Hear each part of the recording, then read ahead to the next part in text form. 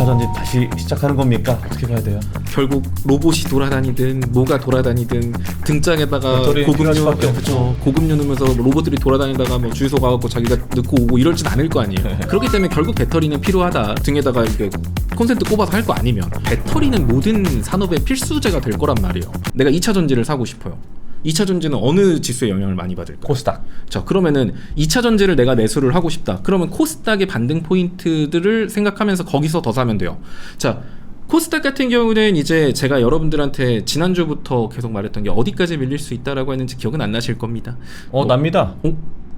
몇 포인트요? 보시죠. 어디까지 밀릴 수 있다라고 하셨는데요. 한 750 정도로 기억합니다. 그거는 많이 밀렸을 때. 아, 그런가요? 800. 네, 제가 이제 이거 올라가고 있을 때 말을 했어요. 880 막 이럴 때. 네. 코스닥 같은 경우는 800포인트까지 밀릴 수 있고 코스피는 6500포인트 정도까지 밀릴 수 있다. 그리고 코스닥 같은 경우가 금요일날 801포인트로 끝났을 거예요. 네. 그렇죠. 맞아요. 그러면은 코스닥이 800포인트가 반등 포인트면 뭘 사야 될까요? 제약바이오. 코스닥의 메인 섹터는 뭐다? 제약바이오 2차 전지. 맞아요. 제약바이오 2차 전지. 코스닥이 800포인트 왔으니까. 그러니까 2차 전지의 산업에 막 테슬라가 막 지금 주가가 올라가고 있고 막 지금 막 전기차 막 자율주행차 막 이러니까 2차 전지가 가나? 이게 아니라 코스닥이 800포인트에서 반등 포인트라고 했죠. 그럼 코스닥이 800포인트에서 반등을 할 때 누군가로 가지고 가야 되는데 보통 그때는 메인 섹터 가지고 올라간다고요. 제약바이오 아니면 2차 전지. 네. 오늘은 2차 전지가 선택받은 거예요. 그러니까 코스닥 800포인트, 코스닥 반등 포인트에서는 제약바이오나 2차 전지 같은 걸 보면 되는 거고. 자, 그러면 어쨌든 그런 식으로 지수 포인트, 그러니까 2차 매수, 3차 매수는 지수 반등 포인트에서 더 산다. 그러니까 내가 만약에 지금 삼성전자를 샀다. 아까 제가 뭐 가격을 뭐 25만원, 23만원 잡아줬지만 네. 좀 더 만약에 이거를 삼성전자 차트가 아니라 코스피 차트를 보면서도 갈 수 있어요. 그러니까 코스피 같은 경우가 지금 여기서 밀렸을 때 반등이 나와야 되는 자리가 대략적으로 6600포인트가 첫 번째 반등 포인트예요. 네. 그러면 삼성전자는 매수하기 매력적인 라인이 6600포인트 부분이 됩니다. 근데 6600포인트를 만약에 깨고 내려가면 코스피 지수는 6200포인트 정도까지 내려갔다 올 수 있어요. 그러면은 삼성전자를 또 언제서 산다? 6200대. 네, 코스피 6200, 6300 요 라인 구간에서 한번 사시면 돼요. 근데 아마 그 정도 오면 삼성전자 22만원 가 있을 거예요. 아마 둘이 커플링 돼서 움직이기 때문에. 그러니까 대략적으로 이렇게 시장 지수를 보고 지금은 2차 매수, 3차 매수 가격을 보는 게 좋다. 코스닥 종목이라면 코스닥 쪽을 보는 거고, 네. 코스피 반도체 쪽을 좀 강한 기업이라면은 코스피 쪽을 지수를 보는 거고. 근데 사실 지금은 뭐 거진다 뭐 코스피는 삼전 닉스 말고는 거의 추종하는 게 별로 없거든요. 네. 그래서 뭐 어쨌든 코스닥 쪽 보면서 이렇게 지수 반등 포인트마다, 그래서 지금은 한 3번 정도 산다 생각하고 첫 번째 매수는 싸게 사는 게 중요한 게 아니라 진입의 의미를 둔다. 지금 들어간다. 진입의 의미를 둔다. 근데 꼭 이 3번 사라고 했다고 지금 내 계좌에 300만원 있네? 한 번 샀어. 두 번째 왔는데 돈이 없겠죠, 그럼? 그런데 안 사. 세 번째 왔는데도 돈이 없겠죠? 안 사. 그러면은 이제 위에만 대롱대롱 물려있는 꼴이니까 항상 중요한 건 처음에 얼만큼 살지. 나 300만원 사야지. 딱 정해놓고 300만원 사기로 마음 먹었으면 지금 얼마 산다? 100만원. 그리고 두 번째 시장지수 반등 포인트 제가 계속 잡아줄 거예요. 거기 오면 또 100만원. 그리고 만약에 거기서 반등 안 나오고 밀려? 그럼 두 번째 시장지수 반등 포인트에서 100만원. 이런 식으로 3분할 매수를 좀 기본으로 잡고 시장에 접근을 하시면 뭐 시장이 올라가든 박스권이 되든 뭐 뒤처지지 않고 수익이 쌓아가실 겁니다. 네, 말씀하신 대로 뭐 삼성전자의 이 복잡한 주주 환원 체계의 어떤 결과는 무엇일까? 그런 걸로 인해서 오늘 삼성전자가 많이 빠지고 있고 또 시장 지수 또한 2.8%나 빠지고 있는 그런 시장인데요. 말씀하신 대로 뭐 6,500포인트 또 6,200, 300까지도 박스권이기 때문에 빠질 수 있다 그러면 그때 당연히 대응하면 좋은데, 일단은 이번 주에 중요한 이벤트라고 한다면 일단은 엔비디아의 실적 발표가 있고 잭슨홀 미팅에서 이 케빈 워시가 어떤 발언을 할 것인가 등등의 내용들이 있잖아요. 그러면은 우리가 그런 거에 대한 결과, 이런 포인트들은 우리가 뭘 좀 집중적으로 봐야 할까요? 사실 이것도 시장이 어떻게 해석하기에 나름인데 우리는 알아요. 엔비디아가 실적이 잘 나올 걸 알아요. 네. 그리고 잭슨홀 미팅에서 의장이 물가 흐름에 따라 우리는 결정할 것이다. 뭐 이런 반복하겠죠. 뭐 인플레이션에 뭐 안 되면은 또 우리의 독립성을 유지되고 뭐 장기 국채 금리가 올라가든가 말든가 우리는 물가 상한가 뭐 이런 걸 보면서 어차피 뻔한 얘기 할 거예요. 갑자기 와가지고 다음 달에 금리 인상합니다. 이렇게 말 안 할 거라고요. 그렇게 말 못하죠. 상황에 따라서 유연하게 잘 대응하겠다. 이거를 결국 시장은 그 시점에서 어떻게 해석하냐거든요. 그러니까 이거를 자기가 기분 좋으면 좋게 해석하는 거고 지금 기분이 좀 별로야 그럼 나쁘게 해석하는 건데 우리가 이제 그거를 볼 때 결국 그래서 저는 항상 여러분들은 그 이슈 때문에 뉴스 때문에 삼전이 올라가고 빠지고 뉴스 때문에 이 종목이 올라간다라고 생각을 하지만 제가 항상 계속 강조하는 건 뉴스 때문에 걔가 올라가는 게 아니라 갈 때 되면 뉴스가 붙어요 그냥. 그러니까 맞아요. 그게 맞는 것 같아요. 네, 그러니까 갈 때 되면 어떻게든 좋은 얘기들 막 긁어가지고 막 이렇게 하고 분명히 얼마 전까지만 해도 똑같은 뉴스에 반응도 안 했던 놈이 갑자기 그번 뉴스 가지고 막 좋다고 올라가요. 그러니까 이거는 뉴스 때문에 올라가는 게 아니라 항상 반대로 생각해야 돼요. 올라갈 때 되면 올라가는 거고 밀릴 때 되면은 똑같은 뉴스도 나쁘게 해석을 하는데 그러면은 결국 지금 우리는 얘가 어떤 식으로 흘러갈 수 있을까라고 한다면 나스닥 차트도 좀 같이 봐주기는 해야 되거든요. 나스닥 차트를 좀 같이 보면은 네. 지금 나스닥 같은 경우도 지금 나스닥은 전고점 부근까지 얼추 그러니까 올라온 반등했잖아요. 상태기는 해요. 자, 근데 나스닥도 사실 지금 상승 추세로 올라갈 만한 근거는 사실상 좀 부족한 게 사실이거든요. 나스닥이 상승 추세로 올라갈 만한 게 딱히 없죠. 그렇기 때문에 나스닥 같은 경우도 최근 상승의 절반 정도까지는 조정을 줄고 갈 가능성이 좀 높아요. 그 자리는 25,500포인트 얼마 안 돼요. 뭐 빠져봐야 얼마 안 되고. 그럼 이 자리가 나스닥의 첫 번째 좀 강한 지지라인이라고 보셔도 됩니다. 사실 지금도 강한 지지라인이긴 한데 일단 25,500포인트를 지키고 반등을 한다라고 하면 우상향 추세를 만들 가능성이 생기는 거고. 네. 그리고 25,500포인트를 이탈하면 25,100, 200 정도까지도 눌렸다 올 수 있다. 자, 그러면 여기서 나스닥한테 중요한 건 엔비디아 실적이 잘 나올까? 아씨 뭐 이상한 소리 안 하겠지. 뭐 이게 아니라 그냥 국제 유가 보시면 돼요. 국제 유가 같은 경우가 지금 86불, 87불 정도까지 올라갔었나요? 뭐 네. 그랬던 것 같은데 제가 계속 강조하는 국제 유가의 박스권 범위는 75불에서 90불 사이입니다. 그럼 90불 위로 넘어갔다. 그러면은 많이 빠질 수 있는 거고요. 90 만약에 이제 엔비디아 실적 발표 딱 났는데 국제 유가 89불, 90불 막 이래. 그러면 시장 빠질 거예요. 그러면은 엔비디아 실적 발표가 실망이야. 뭐 예상치보다 좋게 나오긴 했지만 앞으로 이렇게 좋게 나올 수 있을지 모르겠어. 막 또 요렇게 트집 잡을 거고요. 만약에 국제 유가 막 91불, 90불 막 89불 막 왔다 갔다 하고 있어. 근데 잭슨홀 미팅에서 의장이 어떤 소리를 하든 부정적으로 시장은 해석을 하겠죠. 근데 만약에 걔네들 주요 이벤트 발표 전에 국제 유가가 예를 들어서 84불 정도만 만약에 아래로 내려가 준다라고 하면 그때부터는 박스권 상단 찍고 유가가 내려가고 있는 국면이기 때문에 유가가 75불 정도까지 추가로 하락할 수 있거든요. 그럼 네. 그때는 뭔 이슈가 나와도 좋게 포장할 거예요. 그래서 사실 지금 시장에서 여러분들이 좀 주목해서 봐야 될 게 특히 이번 주에는 국제 유가를 좀 주목해서 보시면 된다. 만약에 국제 유가가 82불 아래에 있다. 네. 그리고 막 근데 엔비디아 가지고 막 겁을 주고 뭐 잭슨홀 미팅에서 뭐 겁을 주면서 막 시장을 흔들어. 그거 다 그 약간 찐 하락이 아니라 그냥 겁주기 그냥 흔들기니까 그런 거에 개의치 않아도 된다. 근데 만약에 엔비디아 실적 발표 나왔는데 막 주가가 막 올라가요. 상승이 나와. 근데 국제유가 보니까 89불, 90불 막 이래. 그럼 이 상승은 낚시성 상승이에요. 여기 따라 들어가면 죽어요 이제. 그렇게 생각하셔야 돼요. 그러니까 이번 주 같은 경우가 특히 국제유가가 박스권 상단을 돌파 시도할 수 있는지 아니면 정말 박스권으로 유지되고 박스권 하단으로 다시 내려가는지가 결정되는 한 주라고 보시면 되거든요. 네. 그래서 진짜 이번 주에 중요한 건 잭슨홀 미팅, 엔비디아 실적 물론 중요하지만 얘네들을 어떻게 해석하느냐는 국제유가의 위치에 따라 되게 다를 거예요. 그래서 엔비디아 실적 발표 나오기 전에 국제유가를 딱 봤더니 81불이야. 그러면 괜찮네. 좋네. 엔비디아 실적 발표를 나쁘게 해석해? 그러면 매수 기회로 삼아줄게. 올라가도 이건 찐 상승이라고 볼 수 있어요. 근데 국제 유가가 막 89불, 90불 막 왔다 갔다 하는데 엔비디아 실적 좋게 나왔다고 막 올라가? 좋다고 따라 들어가면 가짜 반등 거죠. 네. 그렇게 그러니까 이런 식으로 여러분들이 투자할 때 명확한 기준점들을 몇 개 세워놓고 하시면 됩니다. 뭐 물론 이게 100% 제 말대로 된다 이런 거는 아니지만 이 정도의 뭐 사실 방송 보시고 글 보신 분들은 아시겠지만 하란 대로 하면 근데 그 결국에는 국제 유가는 미국 이란 전쟁이랑 너무나 긴밀하게 엮여 있기 때문에. 근데 스콧 베선트가 이제 조만간 발표할 만한 내용이 무엇일까라고 분석을 해보면 결국엔 대이란 금융 총공세에 돌입할 것이다. 이란의 생명줄을 차단할 것이다. 라는 이야기 때문에 잠깐만 그러면 국제유가 계속 오르는 거 아니야라고 우려가 될 것 같긴 하거든요. 물론 알 수 없습니다만. 그쵸. 근데 그런 거죠. 만약에 경제 제재가 아니라 만약에 트럼프 대통령이 공습을 한다. 이런 거였으면은 국제유가가 올라가도 이해가 가요. 네. 왜냐면 이란 입장에서는 맞았으니 나도 똑같이 주먹으로 때려줄 거야. 그렇죠. 이렇게 되니까 무력 충돌에는 무력으로 대응하지만 만약에 미국 입장에서는 경제 제재를 했을 뿐인데 그러면은 이란 너네가 꼬우면 니들도 뭐 경제로 뭔가 해보든가. 근데 경제로 뭘 해? 이란이 할 게 없죠.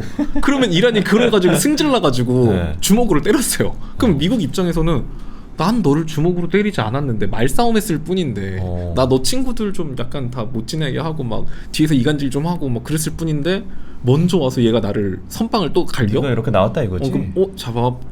동네 사람들 얘가 저 때리는 거 봤죠? 저 얘 때려도 무죄예요 이제.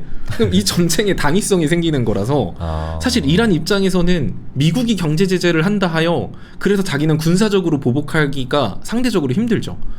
그러면 사실 군사적인 충돌에 대한 긴장감은 되려 완화된 거거든요 이건. 그러면 사실 이게 국제유가의 상승 요소인가?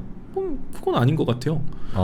만약에 여기서 미국은 군사적으로 안 때리는데 이란이 먼저 미국을 때리면 오히려 미국 입장에서는 얘가 나 때렸으니까 그냥 얘네 쑥대밭 만들어도 되는 거죠? 이렇게 갈 수 있어서 네. 오히려 저는 이런 경제 제재가 지정학적 리스크 완화로 연결되면 완화로 연결됐지 심화로 연결될 것 같지는 않아서 국제유가 상승은 좀 제한적이지 않을까라는 생각이 듭니다. 알겠습니다. 요 정도 이번 주 주요 이벤트들은 국제 유가의 어떤 80달러 초반인지 내려갈지 아니면 90달러 선 부근으로 올라갈지에 따라서 결정될 가능성이 높다라고 이해하시고 접근하시면 되겠다라는 말로 정리를 해보고요. 오늘 뭐 삼성전자가 주된 이슈였지만 사실 저는 가장 눈여겨봤던 부분이 2차 전지 이제 진짜 가는 건가? 약간 이런 부분이었거든요. LG 엔솔이 오늘 4.5% 오르고 있고 삼성 SDI가 7.7% 오르고 있습니다. 그리고 나머지 소재 관련된 부분들도 굉장히 좋은 흐름이 나타나고 있어서 2차전지 에코프로비엠 오늘 9% 오르고 있고요. 그리고 포스코 퓨처엠도 오늘 많이 오르고 있는데 2차전지 다시 시작하는 겁니까? 어떻게 봐야 돼요?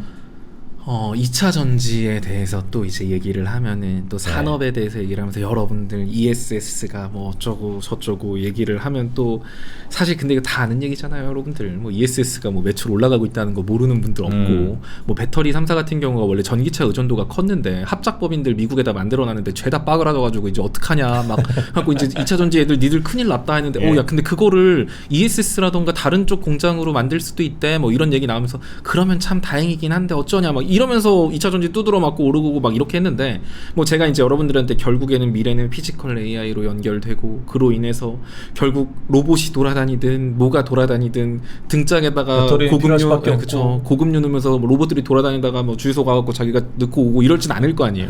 그렇기 때문에 결국 배터리는 필요하다라는 부분에서는 전고체라던가 고효율의 배터리들이 또 소형화된 이런 배터리들이 결국 시장을 점령할 거고 그로 인해서 사실 중국산 배터리라던가 중국산 리튬 광산 뭐 이런 것들이 되게 어떻게 보면 가격 경쟁력으로서 문제가 되겠지만 또 어떻게 보면 나중엔 그렇게 되겠죠. 그럼 결국 배터리는 모든 산업의 필수제가 될 거란 말이에요. 뭐 그냥 단순히 우리가 등에다가 이게 콘센트 꼽아서 할 거 아니면 그러면 이런 부분에 있어서 미국 입장에서도 중국이 그게 전략적인 자산과 전략적인 무기로 활용되기를 원치 않을 거예요. 나중에는 중국산 배터리가 이렇게 시장 점유율을 다 먹은 상태에서 나중에 중국이 야 나랑 친하게 안 지내면 배터리 안 팔아 막 이러면 그때 가가지고 그럼 우리도 배터리 업체를 키워서 만들자니 기술력이라던가 이런 걸 따라갈 수가 없으니 미국 입장에서는 중국 입장에서 중국이 이렇게 되게 중요한 필수 배터리가 중국의 점유율이 커지는 거를 부담스럽고 싫어요. 그렇기 때문에 중국에 대한 배터리 규제라던가 중국산 배터리 들어가면 보조금 안 줄 거예요. 뭐 이런 얘기들이 나오는 거죠. 그로 인해서 국내 증시 그러면은 중국산 배터리 말고 세계에서 좀 내놓으라는 배터리 업체 뭐가 있나? 라고 하면 우리나라 배터리 업체들 알아주니까. 사실 이런 것들 생각하고 전고체 시장의 확장성 이런 것들 생각하면 2차전지 나쁜가? 좋아요. 근데 왜 이래요? 라는 거죠. 이걸 다 아는 내용인데 이렇게 반응하지 못하는 건 그냥 우리나라 그 시장의 구조 때문이거든요. 코스피는 반도체 애들이 꽉 잡고 있고 코스닥 지수에 영향을 주는 건 2차전지 제약바 얘네들이 잡고 있으니 코스닥이 올라갈 수 있는 환경에서는 2차전지가 불을 뿜으면서 올라갈 수 있겠지만 네. 코스닥 지수가 힘을 내기 힘든 환경 속에서는 2차전지를 갖다가 아무리 좋은 얘기 던져도 못 간다는 거예요. 그러면 우리가 봐야 될 건 이제 그런 거죠. 2차전지가 앞으로 좋아질까요가 아니라 코스닥이 좋아질까요? 코스닥이 괜찮아질까요? 코스닥이 좋아지는 걸 지켜봐야 되는 겁니까? 코스닥이 좋아지면 2차전지 무조건 좋아져요. 2차전지가 좋아져서 코스닥이 좋아지는 게 아니에요. 코스닥 시장에 올라갈 수 있는 환경이 만들어지면 아까도 말했지만 뉴스 때문에 2차전지가 움직이는 게 아니라 올라갈 때 되면 올라가요. 그러니까 코스닥 지수가 위로 열리는 환경이 됐을 때 코스닥 지수 끌어올리면 코스닥 시장에 대한 매력이 올라갔다? 그럼 당연히 다들 2차전지를 보게 될 거예요. 네. 그럼 그 시점에서 2차전지 뉴스 막 계속 던져지면 막 올라가겠죠. 자, 그러면은 지금 2차전지가 올라가고 있는 거 오늘 왜 삼성 SDI 얘네들은 코스피인데 2차 전지잖아요. 네. 그래서 사실 2차 전지 쪽은 코스닥 지수를 좀 보시면 좋을 것 같고 그러면 2차 전지는 지금부터 시작인가요? 라고 한다면 지금부터 시작인지는 모르죠. 코스닥 지수가 아직 확실하게 저항을 뚫고 비상하고 있는 게 아니니까. 근데 어쨌든 코스닥이 회복한다라고 했을 땐 2차 전지가 버려지진 않아요. 근데 코스닥이 지금 하락 추세를 벗어났죠.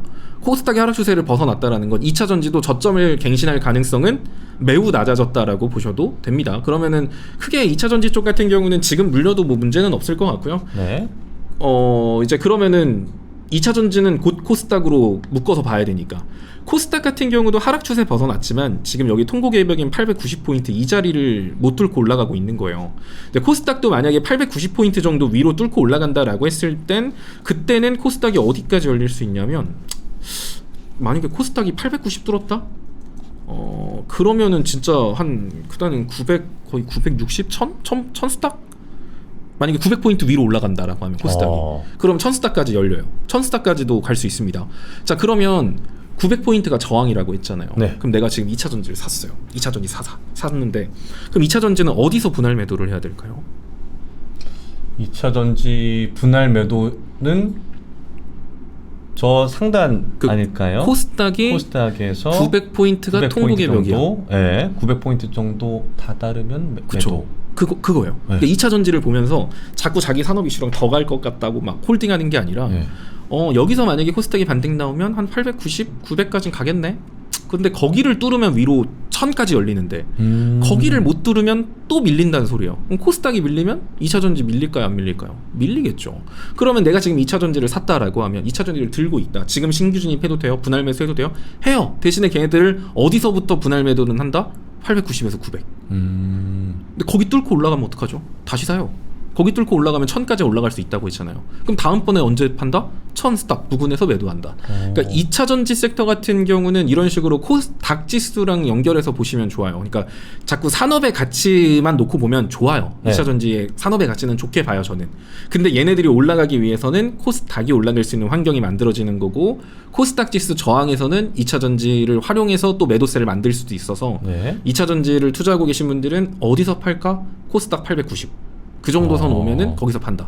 그럼 지금 사도 돼요? 지금 사도 돼요? 지금 사고 눌리면 한 번 더 사면 되니까 그렇게 하셔도 문제 없습니다. 제가 궁금한 거는 그러니까 뭐 당연히 코스닥의 대장주 대장 섹터 하면은 당연히 2차 전지인데 코스피에 있는 2차 전지 뭐 셀 기업이라든가 퓨처엠 뭐 이런 것들은 다 코스피에 있잖아요. 그리고 시가총액 비중도 더 큰 곳이고 그래서 이게 뭐 전후를 어떻게 봐야 될지 모르겠지만 말씀하신 대로라면 코스닥에 따라서 판단하셔라라고 했지만 결국에는 코스피에 있는 종목들이 더 규모가 크지 않나요? 그럼 어떻게 봐야 되는 거예요?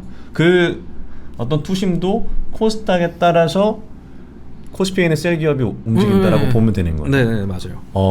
그러니까 코스피 기업이라고 해서 코스닥 지수랑 뭔 상관인데 라고 느낄 수 있지만 그 섹터라는 2차 전지라는 이 섹터라는 분위기는 코스닥 지수에서 좀 결정이 돼요. 그러니까 코스닥 지수에서 원래대로라면 지금 3D나 뭐 엔솔, 포홀 이런 애들보다 네.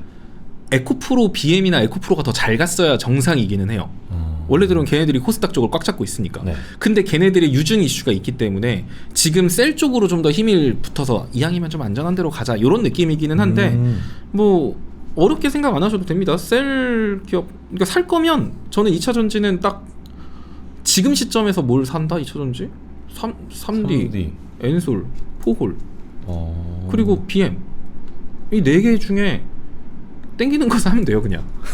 그러니까 골라서 넣고 그냥 골라서 너도 해요, 뭐 이렇게. 나왔지? 3D 나왔네 사고. 그렇게 하면 돼요. 그러니까 넌 이렇게 주식을 날로 하냐 이렇게 생각하실 수도 있는데 아니, 더 가냐 덜 가냐의 차이. 어차피 흐름과 방향성은 같이 움직이기 같이 때문에 움직이니까. 어떨 땐 얘가 더 잘 갈 수도 있고 제가 더 잘 갈 수도 있지만 이 방향성을 추종하는 얘들이니까 뭐 편하게 하셔도 됩니다. 그리고 2차 전지는 코스닥 지수 보면서 한다. 이거. 아 근데 말씀하신 대로면 참 상반기만 봤을 때 코스닥이 너무 안 가서 굉장히 그럼 2차 전지 가나요? 라고 질문 드렸지만 결국에는 코스닥이 1000 넘어서 1200 올라가줘야 2차 전지가 갈 거라 생각하니까 마음이 좀 안 좋은데요. 왜냐면은 전망이 그렇게 좋다고 막 보기가 좀 어렵잖아요. 사실 코스닥이 잘 간다고 베팅할래, 코스피가 잘 간다 베팅할래, 다 코스피를 생각할 텐데. 그쵸. 사실 이게 그 삼전닉스 때문이긴 하거든요. 아니 솔직히 쉽지 않아. 네. 솔직히 그렇잖아요. 뭐 아니 코스피 삼전닉스 두고 왜 굳이? 아니, 돌고 돌아 그렇게 가네 결국에. 돌고 돌아 삼릭 되는 거라서 사실 근데 이거는 근데 또 이게 투심의 문제도 있는 게 뭐냐면 삼전닉스가 저평가됐다.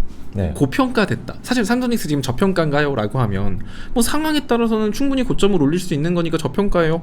고평가됐나요? 고평가는 아니죠.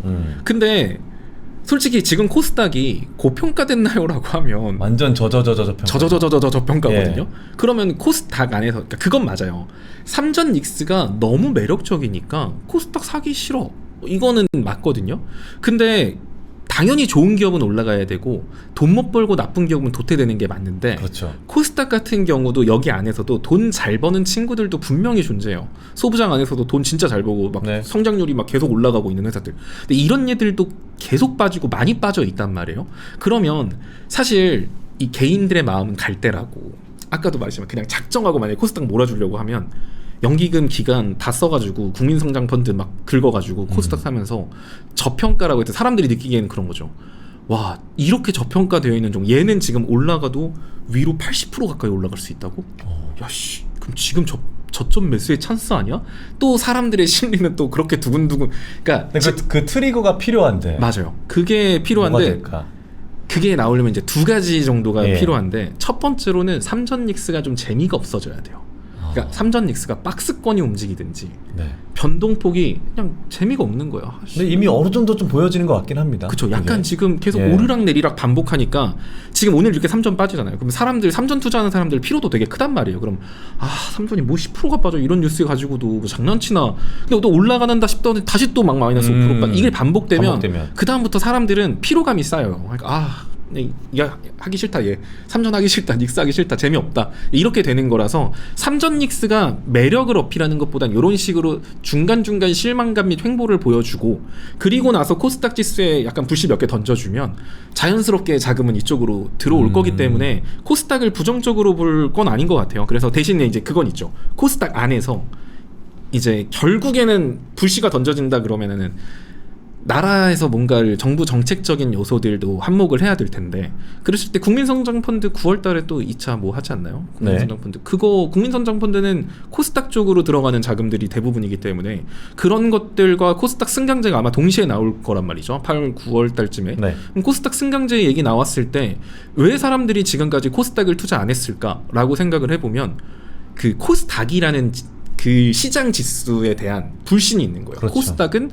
계잡주들의 천국 아니야? 막 약간 야 걔네들은 돈도 못 벌고 맨날 뭐 배임행령에 뭐에다가 뭐 주주 친화 정책은 개뿔 아무것도 없고 그러니까 코스피 사야지 이렇게 됐던 건데 코스닥 안에서 1군, 2군, 3군 딱 나눠서 코스닥 1군은 주주 친화 정책이고요. 돈도 잘 벌고요. 완전 좋은 기업이에요. 라는 정부가 딱지를 붙여줬어요. 약간 명품 한우 이런 프리미엄. 느낌처럼 막 이런 거 붙여주면은 그 다음부터는 코스닥에 대한 바라보는 투자자들의 시선이 바뀔 수 있고 거기에 기관하고 막 자금들 좀 들어가 준다라고 했는데 그러면 쟤네들은 오른 게 하나도 없네. 저 밑에 있네.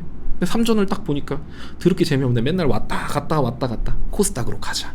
또 이런 식으로 또 우르르 갈 수 있는 거라서 저는 아마 연말에는 코스닥 쪽도 굉장히 매력적이지 않을까. 근데 다만 그렇게 가도 뭐 갈 길이 뭐 1000은 넘었으면 좋겠다 솔직히. 솔직히 1000은 넘자. 솔직히 진짜 코스닥 지수 볼 때마다 승질 나는 게 그러니까요. 2021년도에 코스닥이 그때 금리 인하 시즌에가 1000이었는데 21년도에 1000인데 지금 814란 말이에요. 정말 사실 말이 안 되죠. 근데 그때 코스피는 3000이었어요. 코스피는 100%가 넘게 올랐는데 그렇죠. 코스닥은 20%가 빠졌다. 오히려 빠졌어. 근데 그 코스닥이 긴 기간 동안. 돈을 못 버는가? 그것도 그건 또 아닌데. 아닌데. 네. 그래서 뭐 언젠간 주목을 받겠죠. 코스닥이 좀 성장했으면 좋겠다라는 생각이 드네요. 오늘 또 이렇게 올라주니까 반갑긴 한데 이 흐름이 정말 1000을 돌파하는 그 강한 힘으로 이어졌으면 좋겠다라는 생각입니다. 오늘 주목되는 섹터 중에서 저희가 오늘 좀 노이즈 마이크 문제가 있어서 저희가 2시 15분까지 하겠다 말씀드렸는데 벌써 이제 얼마 안 남았거든요. 그래서 그래서 대표님이 뭐 하시고 싶은 말씀 혹은 뭐 질문 있으시면 질문 던져주시면 저희가 듣고 마무리하도록 하겠습니다. 뭐 시장에 대한 이야기면은 더 좋죠. 어차피 또 이제 네. 종목 상담은 또 이제 4시 5시 방송이 그때도 있으니까요. 또 있으니까. 그럼 제가 한번 그냥 간단하게 질문 드리면 mRNA 관련된 제약바이오 지금 사면 되나요? 한미약품 오늘 상한가입니다. 한미약품 상한가요? 예. 미쳤네. 한미약품 한미약품이 야, 근데 한미 이거 사실 한미약품도 되게 좋은 회사죠. 예. 얘도 되게 좋고 제가 뭐 알트셀트를 많이 좋아하기는 하는데 한미약품도 진짜 돈 잘 버는 그러니까 제약바이오 섹터 안에서는 네. 솔직히 진짜 제약바이오야말로 투심으로 움직이는 거라서 저는 사실 제약바이오를 그렇게 좋아하지 않아요. 너무 스트레스 받아요. 진짜 너무 승질나요. 그냥 잘 가다가 갑자기 그럴 것 같아요, 진짜 투자하신 분들. 네, 근데 제약바이오 섹터 안쪽에서는 돈 못 버는 회사는 저는 그냥 안 쳐다봤으면 좋겠어요. 지금부터는. 결국 실적. 원래 제약바이오는 기대를 먹고 사는 회사가 맞거든요. 근데 그거는 좀 구분했으면 좋겠어요. 제약바이오라고 하잖아요. 제약 쪽이 있고 바이오 쪽이 그쵸. 있고. 예. 그러니까 그러니까 뭘 팔면서 개발해서 잘 되는 얘랑 실적이 꾸준한 친구랑 그러니까 그런 애들이랑 파는 거는 하나도 없는 주제에 대박만 기다리는. 대박만 개발을 해가지고 하겠다. 그럼 약간 막 1상 들어간다, 2상 들어간다. 이거 나오면 기술 이전하면 대박이다. 막 진짜 올라가면 막 템버거도 많이 나오고 제약바이오에서 이러다 보니까 되게 자극적인 섹터는 맞는데 저는 제약바이오 안에서 실적 안 지키는 애들은 투자해봐야 마음만 불편하더라고요. 기대감만으로 너무 미래를 먹는 느낌이랄까. 네. 그래서 그리고 오늘 시장에서 제일 마음에 안 드는 것 중에 하나는 또 코로나 관련주들 수젠텍 뭐 이런 거 아까 올라가고 있더라고요. 얘네들이 좀 백신 관련해서. 다행이다. 신풍제약 신풍도 상한가요? 그러니까 오늘 제가 아까 오늘 좀 중요한 포인트 이제 장 끝날 때까지 진단 키트 애들이 윗골이 나는 게 좋아요. 오히려 빠지는 게. 얘네들이 지금 제가 지금 시점이 이슈 공백기 막 이런 얘기를 많이 했는데 이럴 때 보통 미끼성 테마가 많이 나와요. 대북주도 그렇고 막 이런 식으로 미끼성 테마가 나오는데 지금 진단 키트는 얘네가 갑자기 왜 뜨는 거예요? 중국에서 확진자가 많이 나왔대요. 또 중국이야? 죄송합니다. 중국분 보시나 혹시? 예. 그러니까 그래서 조심하셔야 됩니다. 예, 알겠습니다. 그래서 이제 진단 키트 관련주들이 움직인다라는 것부터가 시장에서 진짜 갈 거 없다 이런 거라서 어쨌든 얘네들 진단 키트 관련주들이 오늘 좀 윗꼬리를 시원하게 빼주면서 끝난다라고 하면 더할 나위 없이 좋은 거고 오늘 종가까지 봤을 때 뭐 코스닥 같은 경우는 사실 오늘 뭐 800포인트 위로만 끝나면 돼요. 뭐 올라가주면 고마운 거고 못 올라가도 상관없고 코스피 같은 경우는 뭐 낙폭을 좀 축소해주면 좋긴 한데 축소 못해도 상관없고 못해도 상관없고 근데 좀 중요한 포인트는 그냥 아까 말한 것처럼 오늘은 이제 2차 전지 쪽이 상승폭을 만약에 반납하면서 끝나거나 막 네. 윗골이 크게 달았다 이러면 좀 느낌 싸한 건데 뭐 그런 것도 아닌 것 같고 지금 제일 마음에 안 드는 건 진단기타 이쪽이 올라가고 있다라는 게 마음에 안 드는데 얘네들이 만약에 이제 종가 때 상한가를 유지하고 있다라고 하면 좀 불쾌하겠지만 윗골이 달아준다라고 하면 오히려 좋았다. 약간 요렇게 정리하도록 하겠습니다. 네, 알겠습니다. 이렇게 오늘 시장에 대한 내용을 정리해보고 그럼 간단하게 여러분께서 보내주신 의견 저희가 화목에 함께하는 코너에 대한 제목들 제가 한번 말씀드리고 소 대표님의 반응도 한번 보시죠, 여러분들. 자, 보겠습니다. 어떤 게 있는지. 어디 있나요? 보니까 뭐 증명해 보이십시오. 주식 맞짱, 주식 런치, 주식 런치. 밥 먹주, 일단 반응 안 좋죠. 종목 배틀. 좀 더 센스 있는 거 없어요? 뭔가 딱 느낌 들었을 때 봅시다. 섹터 픽미 1섹터 1픽 너무 깁니다. 예. 깐깐하시네요. 아. 네. 봅시다. 테디님이 댓글을 많이 달아주셨는데 사면사 이런 것도 있고 하면해 이런 것도 있고 주식 맞짱 제목 짓고 있어요. 고민된다. 마땅한 게 없나 본데요. 점심 투자단. 무한 리필 방송. 살걸 팔걸 라이브야. 살걸 팔걸 라이브. 지금. 네, 아직 없나 보네요. 주주클럽 나오네. 주주클럽 이거 진짜 경제방송에서 계속 나오는 제목들 중에 하나입니다. 주주클럽 여러분들 조금만 더 필요한가 봐요. 여러분 아이디어가 지금 너무 좋지만 조금만 더 힘써주시면 좋을 것 같습니다. 그럼 뭐 저희 게시판에 좀 올려주세요. 많은 분들이 참여할 수 있게. 여러분들 뭐 소통방도 있고 글 네. 쓸 수 있는 공간들 카톡방에 막 있잖아요. 네. 뭐 그런 데다 올려주시면 좋은 아이디어를 채택해서 그게 중요한 것 같아요. 대표님이 만약에 당첨된 분에게 뭐까지 해줄 수 있는지. 뭐까지 해주죠? 네. 한 어차피 회사 돈이니까 뭐 한 10만 원 상당의. 오. 10만 원 상당의. 10만 원 상당의 저의 마음과 함께 애정? 아니요, 저 10만 원 상당의 저의 애정 표현이 네. 있긴 한데 10만 원 상당의 별로 필요 없을 것 뭐예요? 같아가지고 네. 10만 원 상당의 저의 마음인데 사실 그건 좀 그렇고 또 이제 먹을 거 이제 제가 또 상품권 외식 상품권 명륜 진사갈비인가요? 네. 알겠습니다. 네. 외식 상품권 여러분. 네네. 네. 10만 원 상당의 애정이면 안 받겠다고요? 네네. 네. 그거 안 됩니다. 네네. 아무튼 여러분들의 아이디어 기다려 보도록 하겠습니다. 여러분의 아이디어가 부족하다면 아마 대표님이 알아서 하실 것 같다는 생각이 드는데 그래도 여러분 내일입니다. 저희가 화목이니까요. 화목 1시 여러분과 함께하는 1시는 맞나요? 네네. 화목 1시 진행이 된다라는 점. 저희는 그러면 밥 먹고 주식 한 잔은 월수금이니까 저와는 또 수요일날 만나뵐 수 있겠습니다. 함께해 주신 여러분 고맙고요. 저희 앞으로 꾸준히 모두의 재테크에서 함께 하실 수 있을 겁니다. 안방에서 함께하는 방송 기다려 주시고 감사합니다. 고맙습니다. 저희가 마이크 문제는 확실하게 저희가 계산을 해서 돌아오도록 하겠습니다. 고맙습니다. 들어가세요.